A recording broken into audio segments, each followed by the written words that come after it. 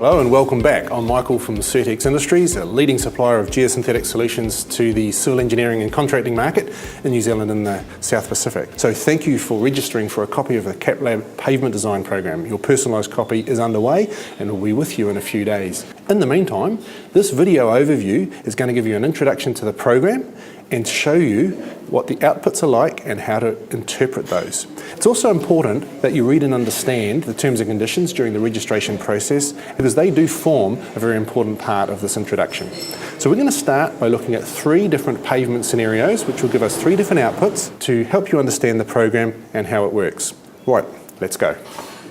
Okay, let's start by looking at the home screen. On the left, you can see the user inputs we require for designing a flexible pavement system using unbound aggregates and a thin surface such as chip seal or asphalt surfacing layer. You can see there we have the subgrade strength in CBR, and for this example we're going to use a CBR of 2%. Next we have the design equivalent standard axles, and we're going to select 1 million ESA. Now the D85 particle size of the subbase aggregate, which is used for selecting the appropriate Duraforce geotextile grade, is for separation and filtration. We're basing this on the NZTA F7 document, and we'll use a GAP 65 material, so we'll enter that in there. Just below that we can enter in the area in metres of the pavement we're designing. This allows the program to calculate costs, and we're going to select a 7 metre wide by 200 metre long pavement. Moving over to the right side of the screen, we can see the 4 user inputs for cost. The geogrid grade is selected as we enter the project data on the left side, and the appropriate cost can be found by contacting Cirtex. You can see a little pop-up box comes up here with our contact details. This design will require a SecuGrid 3030Q1, and I'm going to use $3.50 per metre squared as a guide. The cost of the subbase aggregate delivered to site, the cost of the placement and compaction, and the cost of site excavation are required fields in the program. The reason is that these are very real costs that can easily be overlooked. Even if we need to trim the subgrade only 100 mil down, there is a cost in doing this and removing the subgrade material. So we're going to go here and we're going to input an aggregate cost of $60 per cube, a place and compact cost of $15 a cube, and an excavate and remove cost of only $10 for the subgrade preparation. Now we click calculate, and we go to the design comparison page, and we can see here we have 2 pavements designs based on the 2 methods we can see here. So what you're seeing on the screen is 2 separate outputs from 2 separate design methods, and we're going to have a look at both of those and run you through how we're arriving at those outputs. On the left you can see what we call the SIL figure 8.4 method. That means subgrade improvement layer and Ostrode's figure 8.4 design chart. So it's a simple 2-stage method. What we're doing there is we're improving the CBR of the subgrade from your user input that you used on the front page up to a CBR of 8%. And we design that subgrade improvement layer based on manufacturer's design charts, which were put together as a result of calibrated field trials with plate load bearing tests. So we've got some very reputable data for that. Once we have that subgrade improvement layer designed, we then design a traditional pavement on top of that using the Ostrode's figure 8.4 chart. So it's a 2-stage process, the bearing capacity increase from the geogrid reinforced layer, and then we have the pavement design on top. So it is a very simple but very robust method of designing a pavement. Now you're not going to see those 2 layers separate on the design output. We put those together in what is called the subbase layer in the design output, but that helps you understand how we've come up with them. On the right hand side of the screen you're going to see the Perkins figure 7.4 method. This is an entirely new approach, and it's based on the work of Dr. Steve Perkins from the Montana State University, and it's based on a finite element approach. So what Dr. Perkins and his team did is they used a very complex and in-depth finite element pavement distress model to analyse the Ostrode's figure 8.4 charts and then reproduce those, incorporating the actual design characteristics of SecuGrid geogrid. So we now have a new design method based on a finite element approach, which allows us to select a pavement depth incorporating the geogrid. And I would encourage you to read Dr. Perkins' paper for yourself to get a better understanding of that. So it is a unique approach. It's a new approach compared with the original Ostrode's charts, but it is a very, very robust design method.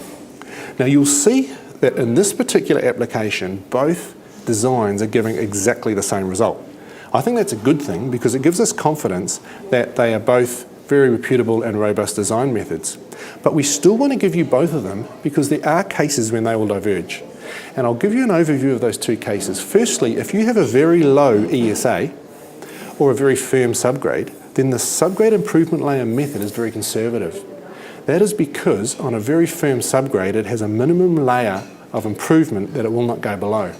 So you can get a very conservative pavement design there. On the other hand, the Perkins method for a very high ESA will give a very conservative pavement.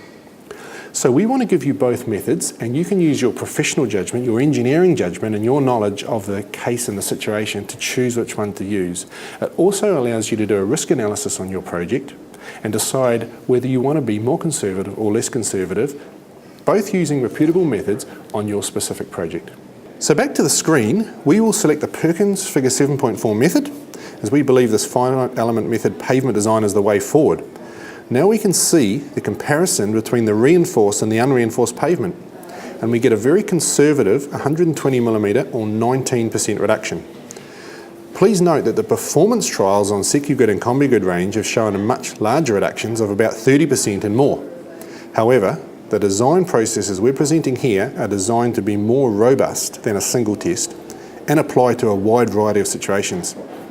So in this case, we require a Duraforce separation layer, then SecuGrid 3030 Q1, followed by 370mm of sub-base material and 140mm of base course material, giving a saving of $6.50 per metre squared, or just over $9,000 for the project. From there, we can go to the project printout, and we get a project-ready summary for the contractor. This print version also clarifies the project status as requiring approval by the engineer and gives recommendation on the aggregate types. So that's it. We've had fantastic feedback on this tool, and we're looking forward to your feedback as well. Just before we go, we want to run you through two more scenarios, one with a very low CBR of only 1% and one with a very firm CBR of 5%. And we're going to look at how this CAPLAB program handles those two different scenarios. So let's go back. So this is the same design we used before, but we're going to change the CBR to 5%, which is quite firm for a subgrade typically in New Zealand. Now we hit the calculate button again, and we can see the methods diverging, with the SIL figure 8.4 method giving a more conservative pavement depth. This is because it's a two-stage process, and it's calculating the improvement layer first and then the pavement. And on a firm subgrade, the subgrade improvement layer has a minimum thickness that it won't go below. So this is on the conservative side for a firm CBR. And looking at the cost saving, you'll see it's telling us construction advantage. What this means is that there's still advantage in construction with the GeoGrid. It's going to assist with compaction and it will prolong the pavement life. However, there's no financial advantage in this specific case. So we go across to the other side of the screen and we use the Perkins Figure 7.4 method, and we can gain a saving of $770. Now let's go back to the input page and we'll look at a very low CBR of 1%. We'll leave all the other parameters the same and select 1% and hit calculate. Now we can see a second layer of SecuGrid has been added because of the depth of pavement required, and the GeoGrid strength has been increased to allow for construction traffic on the very soft subgrade. The increased strength is not required for pavement performance and could be specified as SecuGrid 3030 Q1 if due care is taken during construction.